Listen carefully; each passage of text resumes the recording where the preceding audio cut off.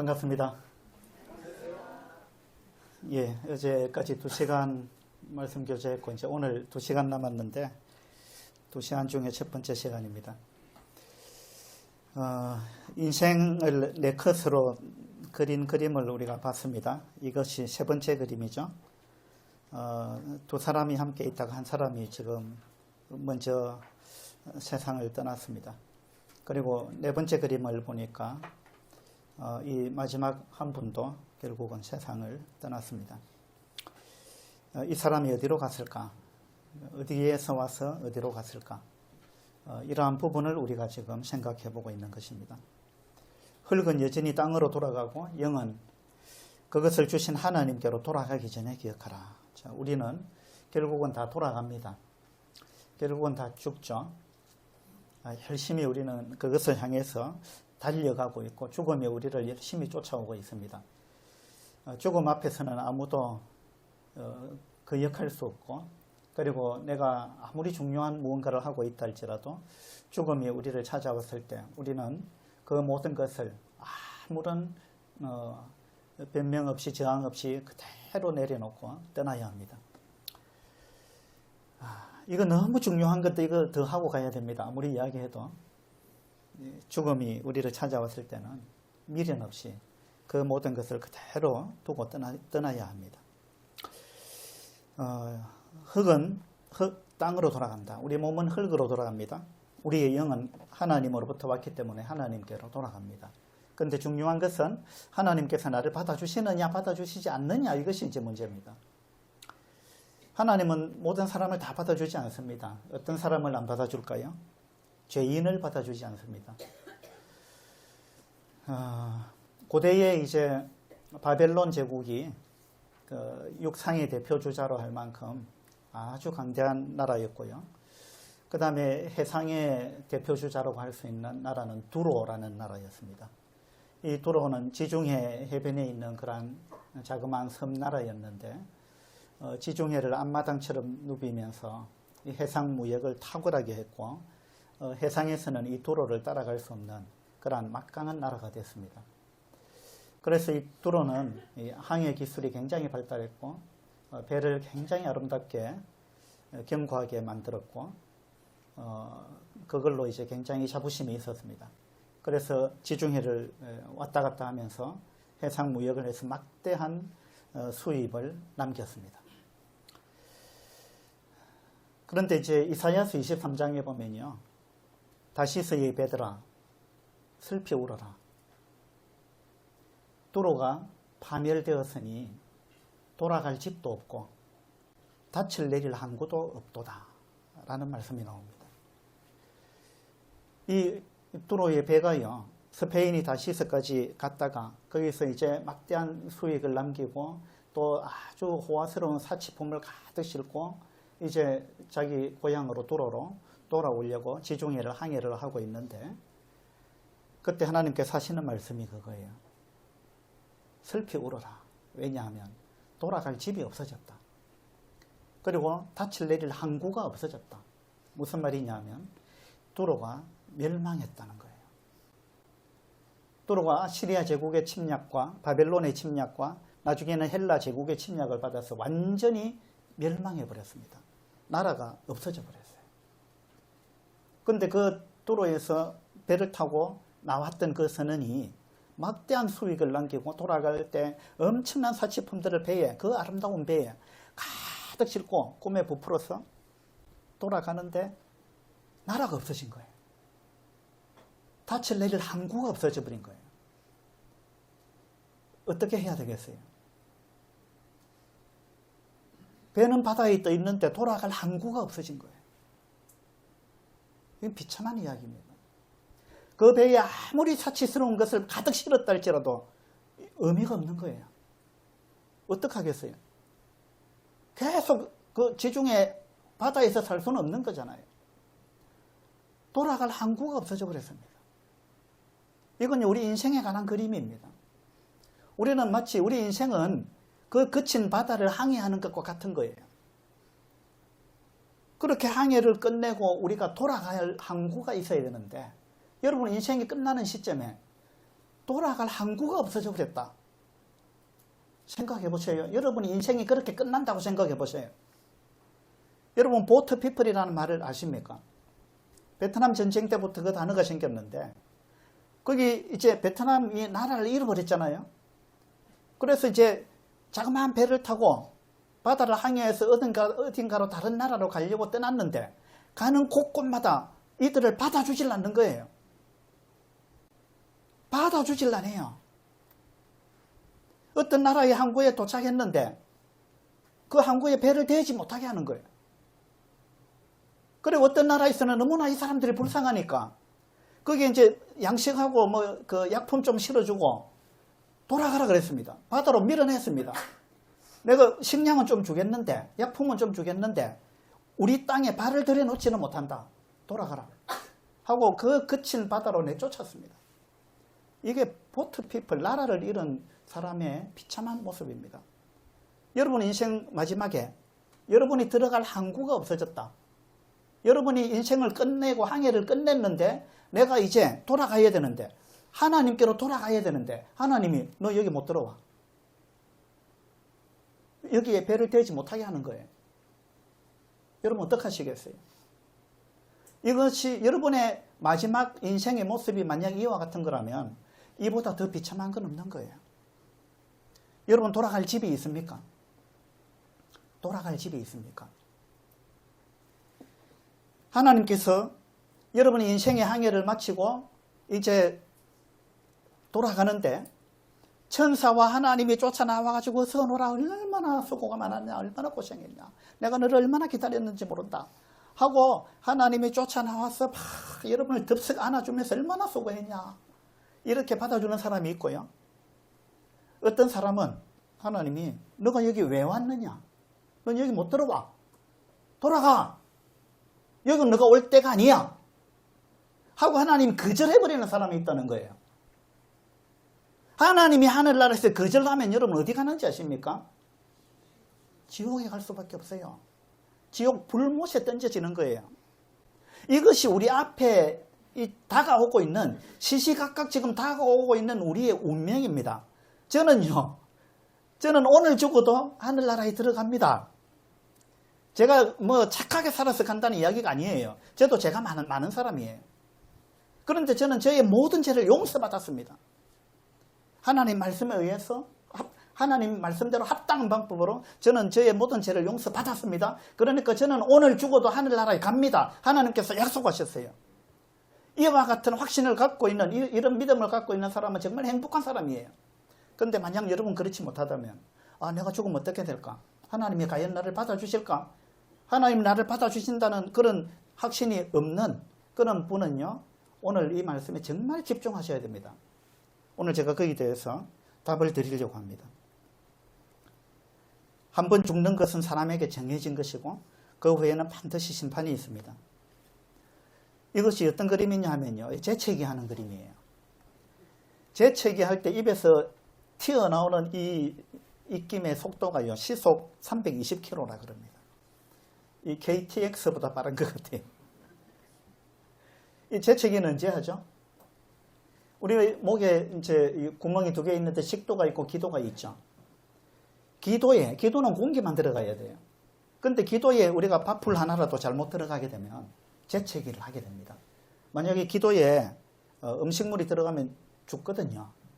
그래서 하나님께서 자동 반사 기능을 우리 몸에 심어놨습니다. 그래서 이걸 빨리 뱉어놔야 되기 때문에 하나님이 순간 속도를 320km로 이걸 내뱉을 수 있도록 우리 몸을 하나님이 그렇게 만드셨어요. 하나님께서 우리를 얼마나 잘 만드셨는지 이런 거 보면 알 수 있어요. 그런데 저주를 받은 자들아, 나를 떠나 마귀와 그 사자들을 위하여 예비된 영원한 불에 들어가라. 하나님이 죄인을 향해서 하는 말입니다.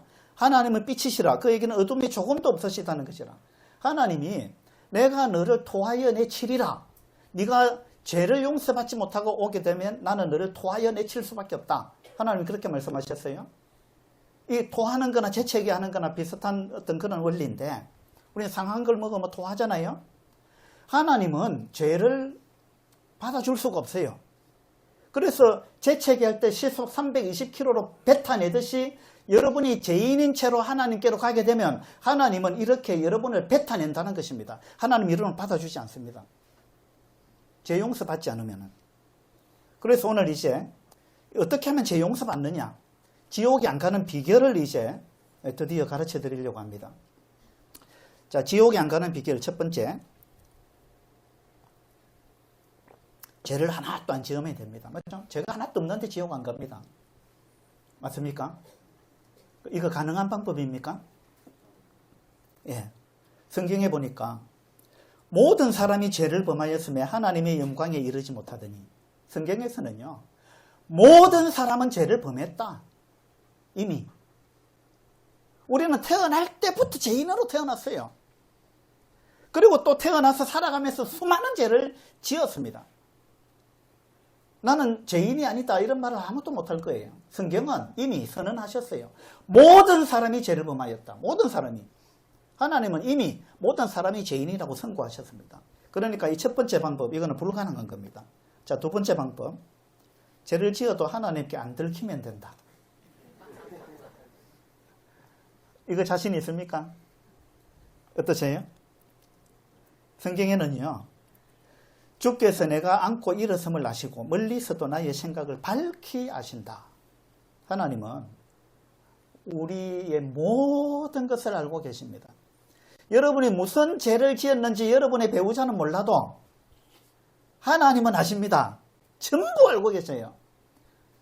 여러분의 마음으로 지은 죄까지 하나도 빠짐없이 하나님은 그거 나중에 심판대에서 전부 펼쳐 보일 거예요. 하나님은 속일 수 없습니다. 자, 세 번째 방법, 안 죽으면 됩니다. 안 죽으면 지옥 안 가요.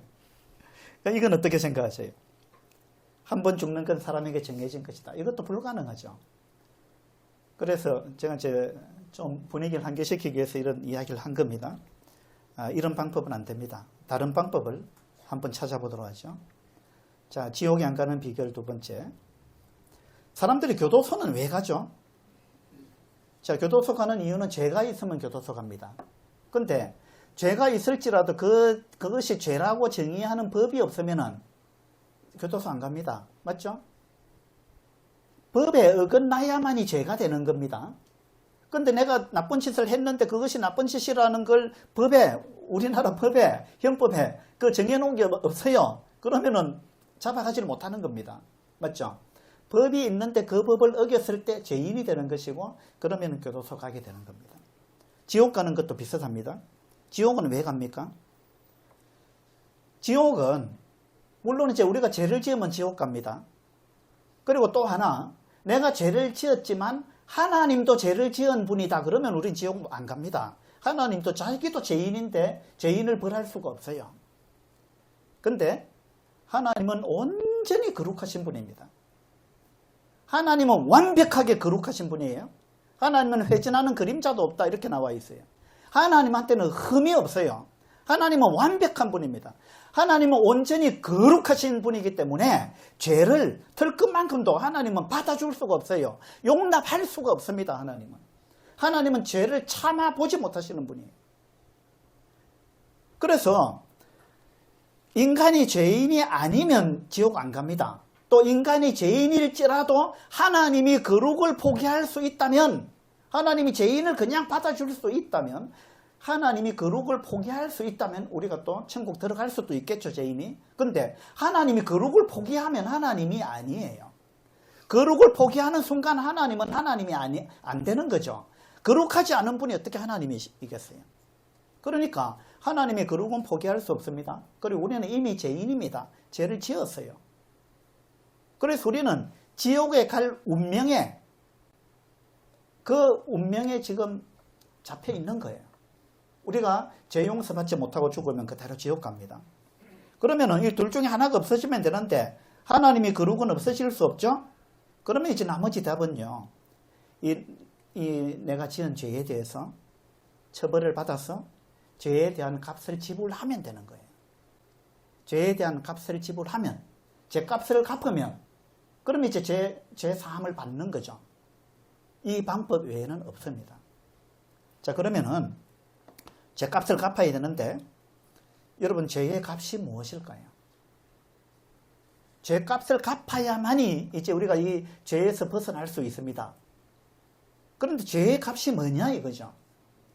죄의 값이 뭘까요? 이분은요, 옛날에 교황, 지금은 이분이 아닌데, 옛날 요한 바오로 2세라는 교황입니다. 이분이 신문에 어떤 그때 글이 나왔느냐 하면, 1998년도 11월 달입니다. 연말에 2000년이 다가오고 있는데, 이 당시에 2000년을 앞두고 2000년 밀레니엄 시대 이래가지고 2000년이 엄청나게 특별한 해다. 막 이런 분위기가 조성되고 있을 때인데, 이때 이 요한 바오로 2세 교황이 뭐라고 이야기를 했느냐 하면 2000년, 다가오는 2000년은 대사면의 해다. 이 2000년은 아주 특별한 해다. 그래서 이때 2000년도에는 우리가 사면을 받기에 굉장히 좋은 때다. 대사면을 받을 수 있는 그런 때다. 그래서 제 용서를 다 받으세요. 이 때를 놓치지 마세요. 그렇게 이야기를 했습니다. 그러면서 어떻게 하면 죄를 용서받을 수 있느냐 하면 미사 참석이나 묵주기도 또는 14처 기도와 같은 고전적인 방법을 비롯하여 환자, 죄수, 장애인 방문하기, 가난한 사람 돕기, 개인적인 희생 이런 것들을 통해서 죄를 용서받을 수 있다. 이렇게 이야기했습니다. 그 다음에 칙령 부칙에는 금연, 금주, 금식 등 불필요한 소비를 하루 동안 절제함으로써 사면을 받는 방안도 들어있다. 교황이 이와 같은 칙령을 발표를 했습니다. 제가 이 신문의 기사를 보고 깜짝 놀랐습니다. 어떻게 교황이라는 사람이 이걸 발표할 수 있을까? 여러분 이거 어떻게 생각하세요? 2000년도가 되면 이때는 아주 하나님이 특별한 은혜를 베풀어 가지고 하나님이 많은 사람을 용서하려고 작정하셨는데 하나님께 사면 받는 방법 중에 금연, 금주, 금식 등 불필요한 소비를 하루 동안 절제해도 사면을 받을 수 있다. 이야, 너무 획기적인 방법이죠. 정말 이것이 맞다고 생각하십니까? 성경에도 이렇게 되어 있느냐 이 말이에요. 이것이 누구 생각이냐 이 말입니다. 하나님의 생각이냐 아니면 이분 자신의 생각이냐, 누구 생각이 중요한 거예요? 하나님의 생각이 중요한 겁니다.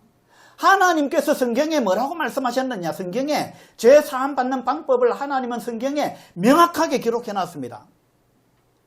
그런데 하나님의 방법대로 하지 않는 건 이건 하나님 인정하지 않는 거예요. 이건요 말이 안 되는 이야기입니다. 어떻게 제가 이렇게 용서가 되겠어요? 결국 이분이 강조한 건 뭡니까? 결국 선행을 실천해서 죄 용서받을 수 있다. 이 정도 선행하면 죄 용서받는다. 그렇게 이야기했습니다. 그런데요, 하나님의 말씀에는 어떻게 나와 있는지 한번 봅시다. 하나님의 말씀에는요, 사람이 의롭게 되는 것은, 의롭게 된다. 이 말은 죄 사함을 받는다라는 이야기예요. 죄가 없는 사람을 의로운 사람이라 그러죠.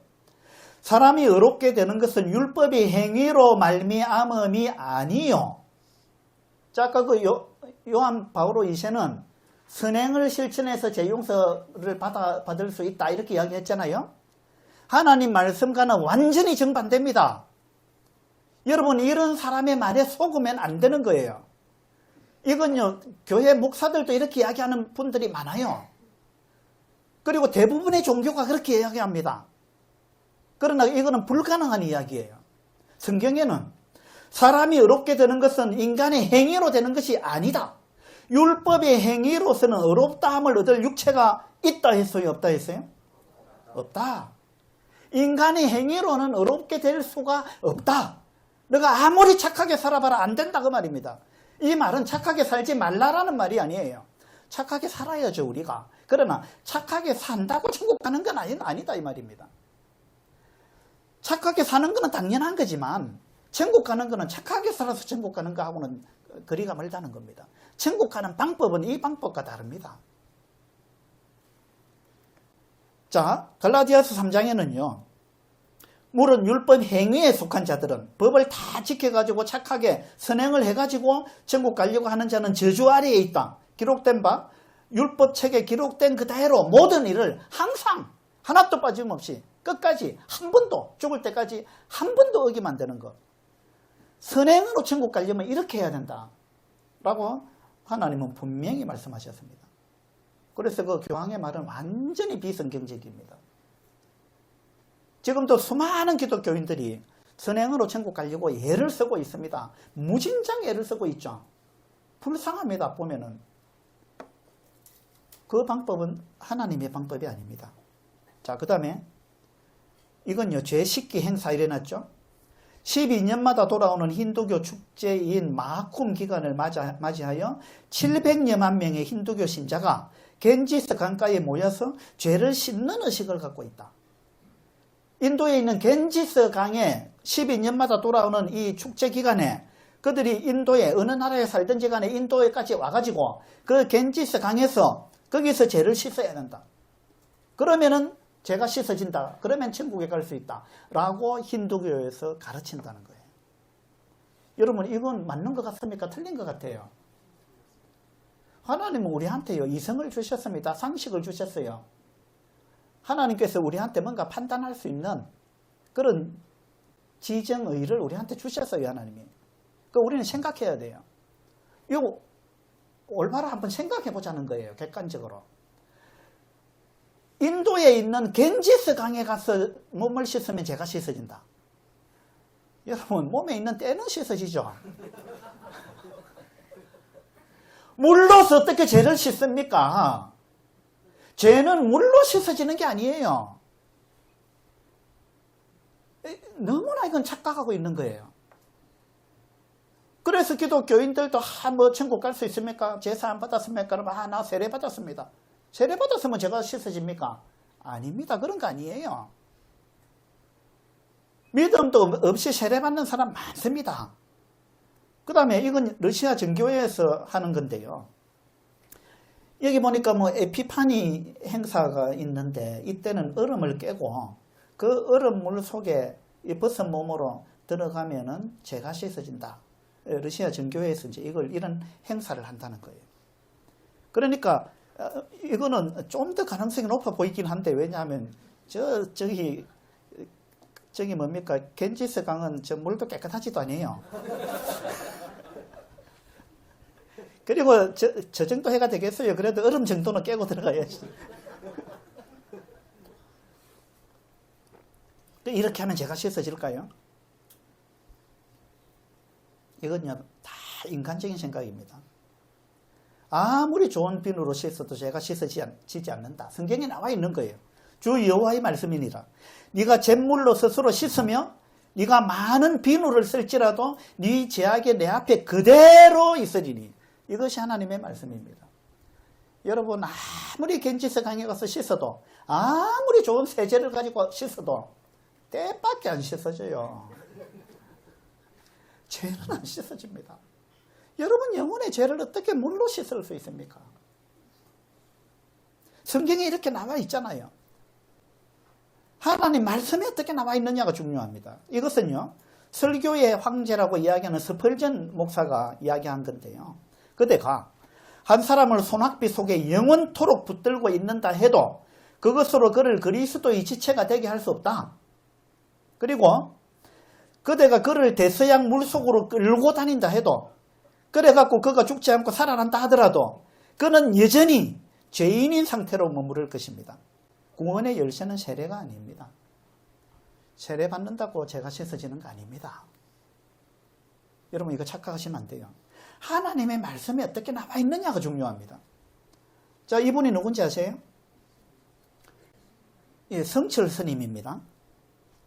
이분이 1993년도에 돌아가셨는데 불교에서는 이제 일반하셨다 이러죠. 이분은 어떠한 삶을 살았느냐 하면 눕지 않고 10년을 생활했던 분입니다. 이걸 이제 한자말로 장좌불화 이렇게 이야기하는데, 눕지 않고 앉아서 잠을 자고 등을 땅에 대지를 않고 10년을 생활했다는 거예요. 여러분, 이렇게 할 수 있겠어요? 저는 도저히 못합니다. 저는 허리가 좀 안 좋아가지고. 꿈도 못 꿉니다.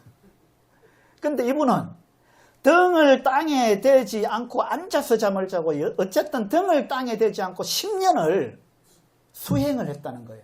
고행을 했다는 겁니다. 왜? 죄 용서 받으려고. 불교는 고행의 종교라 그러죠.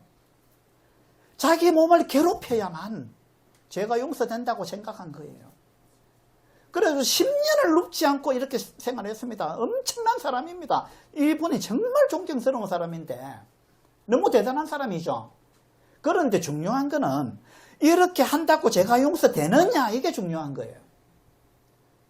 그리고 장좌불화 10년 동안 그 중에서 8년은 어떻게 했느냐면 한마디도 말을 안 했어요. 8년 동안. 8년 동안 한마디도 말을 해보지를 안 했어요. 말을 안 했어요. 왜냐하면 말을 하면은 죄를 짓는다라는 걸 알았어요. 내가 말로서 얼마나 많은 죄를 지었던가 이걸 알았어요. 그래서 죄를 안 지으려고 8년 동안 한마디도 안 하고 살았습니다. 죄를 안 지으려고.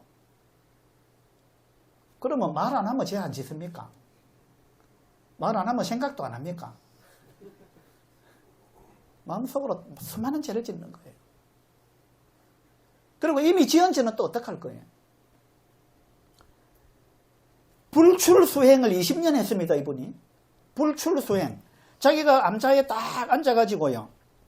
테두리를, 철조망을 딱 쳤습니다. 그래 놓고 그 철조망 안에서 나가지 않고, 그걸 벗어나지 않고, 불출수행 20년을, 그 안에서 20년을 생활했다는 거예요. 20년을. 이렇게라도 해야 죄가 용서되지 않겠나? 라는 것이 이분의 생각이었어요. 이렇게 하면 죄가 용서될 것 같습니까? 상식적으로 한번 생각해 보세요. 그러면서 이분이 열반송을 남겼는데 마지막 운명하실 때 남긴 시가 이겁니다. 생평기광 남녀군. 생평, 평생. 내가 평생 동안 수많은 남녀의 무리를 속였다. 여기서 생평기광. 기자는 사기친다 할 때 기자예요. 광자는 미칠 광자 아닙니까? 내가 수많은 사람들을 평생 동안 미친 듯이 내가 사기를 쳤다 이 말입니다. 뭐냐 하면은 와가지고 큰 스님 어떻게 하면 좋은 데가 극락에 갈 수 있습니까? 물으면 죄를 짓지 마세요. 착하게 사세요. 이거 하세요. 저거 하세요. 뭐 이렇게 이야기했다는 거예요. 근데 그게 답이 아니라는 걸 죽을 때 알은 거예요. 자기도 죽을 때까지 해봤는데 안 되더라는 거예요. 근데 자기도 알지 못하는 그 답을, 엉터리 답을 수많은 사람들한테 이렇게 하세요, 저렇게 하세요 가르쳤다는 거예요.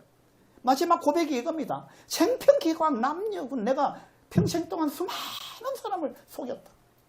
나도 모르는 걸 이야기했다 이 말이에요.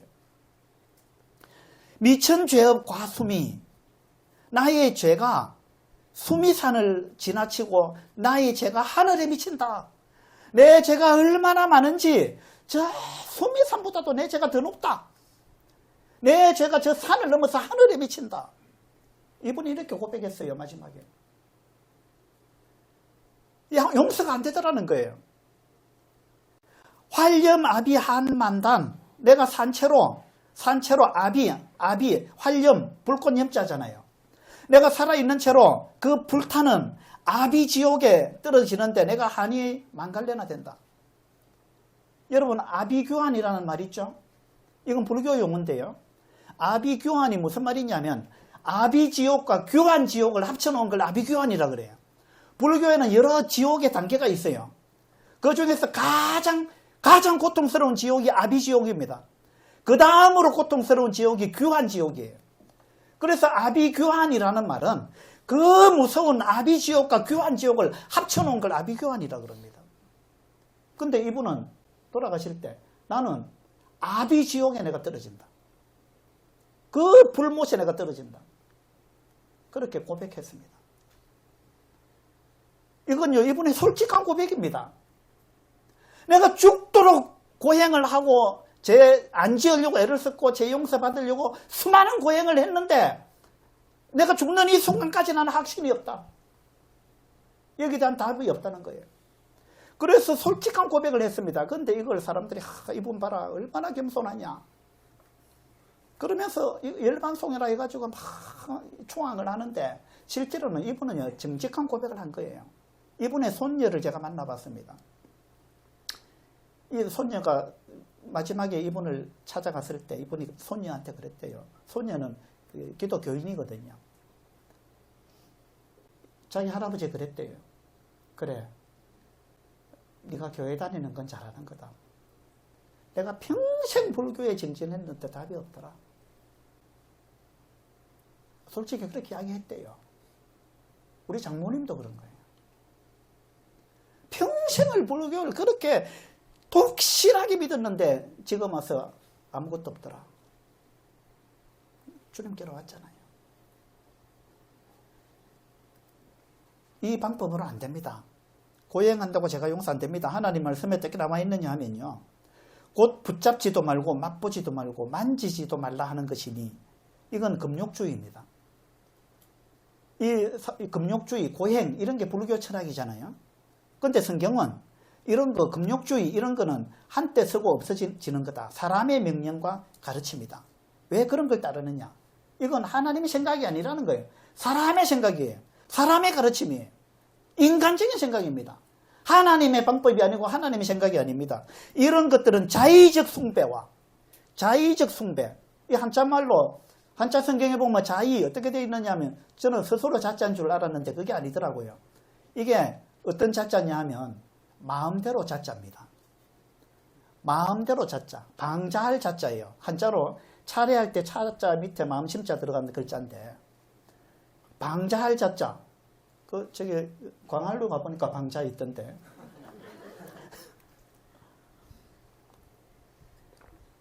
방자하다. 이게 무슨 말이냐면요, 자기 마음대로 한다 이 말입니다. 자의적 숭배라는 것은 하나님 말씀대로 하나님을 숭배하는 게 아니고 자기 생각대로 자기 마음대로 숭배한다 그 말입니다. 수많은 종교인들이 그리고 기독교인들조차도 성경을 갖고 다니면서도 하나님 말씀대로 신앙생활 하는 게 아니에요. 자의적으로 한다는 말이에요. 하나님 말씀대로 안 하고 자기 생각대로 자기 마음대로 방장하게 자기 마음대로 이렇게 하면 되겠지. 자기 생각이에요. 그렇게 신앙생활 한다는 겁니다. 그렇게 하면 결코 제 용서받지 못합니다. 왜냐하면 그건 하나님의 방법이 아니기 때문에 그래요. 이런 것들은 자의적 숭배와 겸손과 겉으로 보기는 겸손한 거죠. 몸을 괴롭게 하는데 지혜 있는 모양이나 오직 육체에 따르는 것을 금하는 데는 조금도 유익이 없다. 이런 것으로는 죄를 안 지을 수도 없고 또 지은 죄가 용서되지도 않는다. 이건 죄 사함 받는 방법이 아니다고 성경에 분명히 나와 있습니다. 자, 기독교에 대해서 한번 볼까요? 이분은 1997년도에 페루에 한국에 대사로 가 있던 분이었어요. 이분은 외교부의 공무원으로 있으면서 그 외교부의 신우회 회장을 했던 사람입니다. 신우회라는 말은 그 외교부 안의 직원들 중에 하나님을 믿는 사람들의 모임을 신우회라 그래요.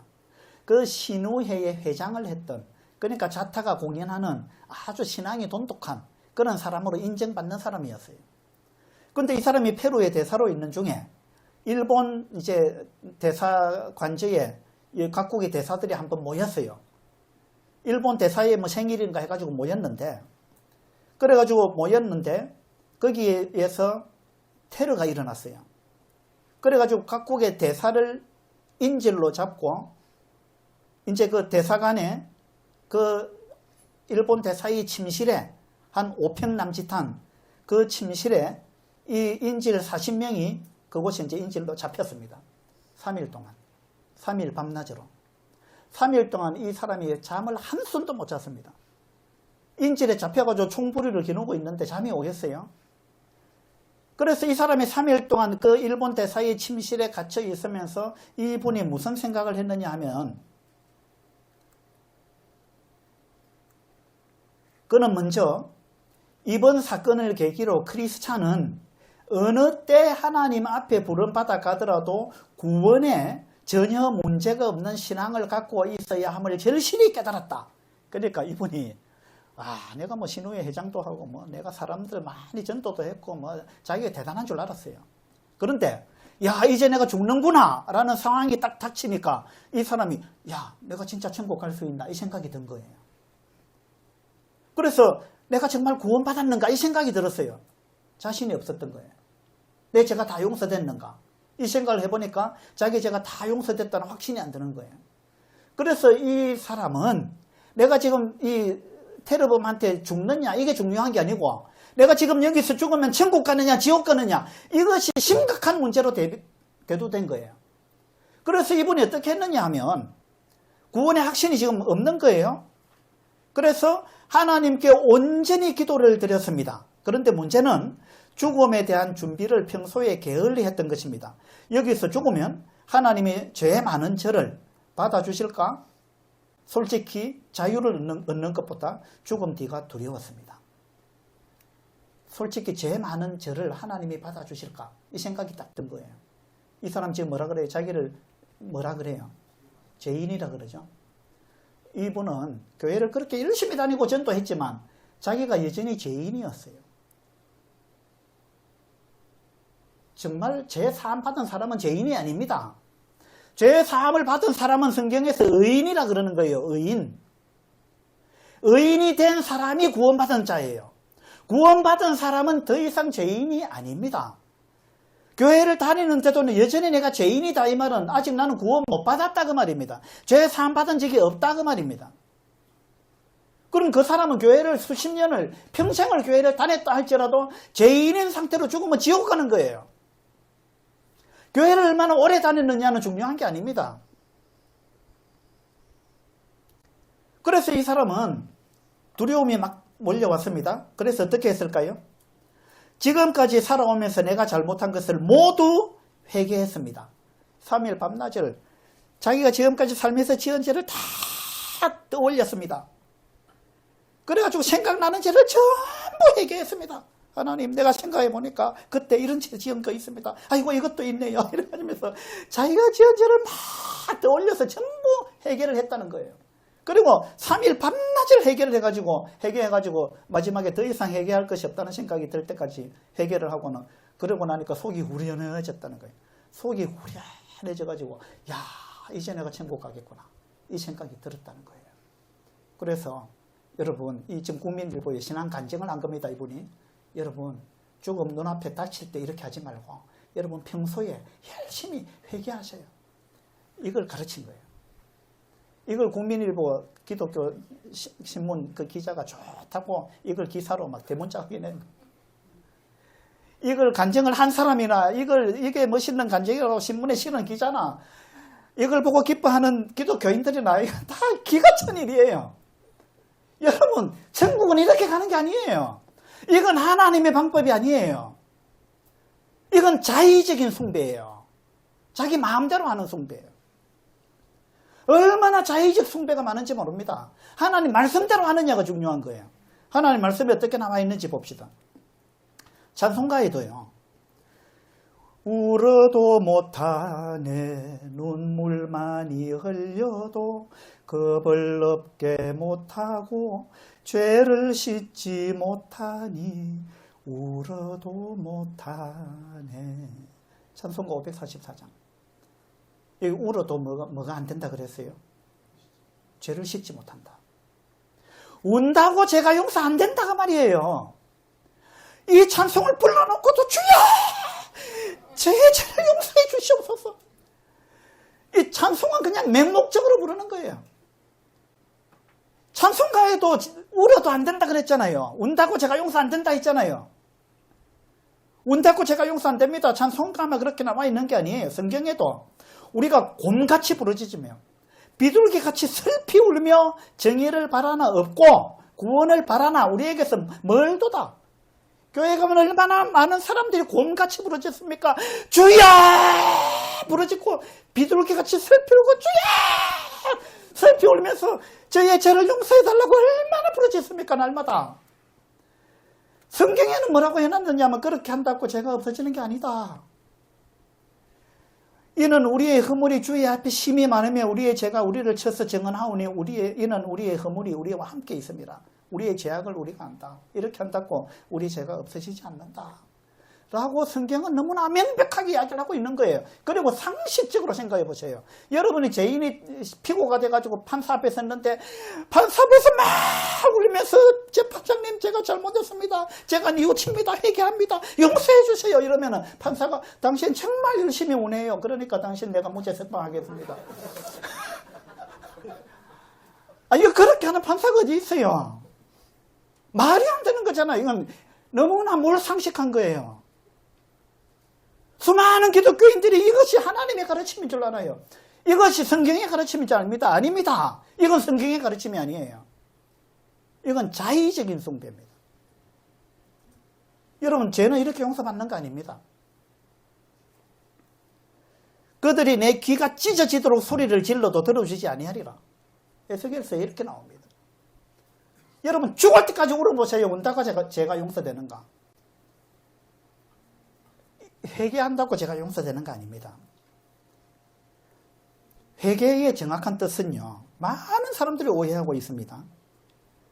회개는 한자로 돌이킬 개자예요. 이게 새성서 대사전에 어떻게 나와 있느냐 하면, 하나님을 떠나 있는 인간이, 하나님 없다 하고 살던 인간이 그 전 존재를, 자기 인격체를 하나님께 복귀케 하는 행위를 나타내는 용어다. 이게 회개의 참뜻입니다. 대성서 사전에. 무슨 말이냐 하면, 하나님을 모르고 살던 사람이, 자, 하나님 여기 계시는데, 여러분 태어날 때 하나님을 딱 마주보고 태어나는 게 아니에요. 우리는 태어날 때부터 죄인으로 태어나기 때문에 하나님을 딱 등지고 태어납니다. 날 때부터 하나님이 없다 하고 살아갑니다, 사람들이요. 그래서 열심히 사는데, 열심히 살면 살수록, 달려가면 달려갈수록 하나님과 더 멀어져요. 자기 생각대로 사는 거예요. 우리는 다 양 같아서 그릇 행하여 각기 제 길로 갔다. 맞죠? 하나님과 상관없는 삶을 계속 살아갔습니다. 그로 인해서 수많은 고통을 당한 거예요. 뭘 해도 만족이 없습니다. 하나님을 떠났기 때문에. 그렇게 살아가다가 어느 순간, 하나님이 계시구나 하고 이걸 딱 깨닫고 누군가한테 이 이야기를 듣고 곰곰이 생각해 보니까, 하나님이 계시네. 하나님이 나를 만드셨네. 하나님이 내 주인이고 하나님이 나의 부모님이구나. 이걸 깨닫고 하나님을 등지고 살아온 걸 후회하고 하나님을 향해서 방향을 딱 돌이키는 거. 내가 하나님 이제 믿습니다 하고 하나님을 향해서 방향을 딱 돌이키는 거. 이것을 성경에서는 회개라 그러는 거예요. 내가 지은 죄를 낱낱이 고해 바쳐가지고 용서해달라고 비는 거, 그것도 큰 어떤 테두리 안에서는 회개의 한 부분이긴 해요. 그러나 복음적인 차원에서 볼 때 회개는 그런 게 아니에요. 구원받는 그 복음적인 차원에서 회개는 그 회개를 의미하는 게 아닙니다. 성경에서 말하는 진짜 회개의 더 중요한 뜻은 하나님 등지고 살다가 하나님을 향해서 돌이키는 거예요. 180도 돌이키는 거예요. 하나님을 인정하고 하나님을 믿는 거예요. 하나님께로 돌아오는 거예요. 그걸 성경에서는 회개라 그러는 겁니다. 수많은 기독교인들이 회개를 오해하고 있는 거예요. 성경대로 믿는 사람들이라는 이 올간지가 있는데, 여기 보면 복음에 있어서의 회개는 결코 사람이 범한 것에 대한 것이 아니다.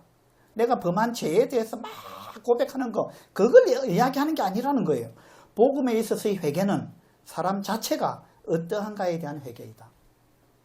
내가 어떤 존재였던가, 내가 하나님을 떠난 존재였다, 내가 잃어버린 존재였다, 내가 죄인이었다, 이걸 깨닫고 하나님께로 돌이키는 거, 그걸 회개를 한다는 겁니다. 회개는 이 유턴하는 거예요. 사도행전에 보면 유대인과 헬라인들에게 하나님께 대한 회개와, 여기 회개 나오죠? 이 회개가, 여기서 이 회개가 우리가 지은 죄를 다 고해 바치는 그걸 의미하겠어요? 그거 아닙니다. 하나님께 대한 회개라 그랬습니다. 이건 죄에 대한 회개가 아닙니다. 내가 지은 죄를 다 고해 바치는 그 회개가 아니에요. 하나님께 대한 회개. 이게 뭐냐면 하나님을 향해서 돌아선다. 하나님 등지고 있다가 하나님을 향해서 회개한다, 돌아선다. 그 회개예요. 하나님께 대한 회개와 우리 주 예수 그리스도께 대한 믿음을 증언한 것이다. 복음은 이 두 가지입니다. 복음을 압축하면 하나님을 향해서 돌아서는 것과 예수 그리스도를 믿는 것, 이것이 복음이에요. 여러분, 회개에 대한 정확한 뜻을 아셔야 됩니다. 그 다음에 사도행전에 보면 베드로가 이르되 너희가 회개하여, 여기도 회개가 나오죠. 너희가 회개하여 각각 예수 그리스도의 이름으로 세례를 받고 제사함을 받으라. 여기 보니까 회개해가지고 제사함 받으라 그랬으니까 열심히 죄를 고해 바쳐서 회개해가지고 제사함 받아야 되겠다, 이렇게 착각하는 거예요. 그런 뜻이 아닙니다. 만약에 이것이 그런 뜻이라면 회개해가지고 각각 그리스도의 이름으로 세례를 받아라 그랬죠. 그러면 죄를 회개할 때마다 세례를 받아야 되는 거예요. 여러분, 세례를 그렇게 회개할 때마다 세례 받습니까? 이게 그런 말이에요? 이건 그런 뜻이 아니에요. 하나님을 향해서 돌아서라는 겁니다.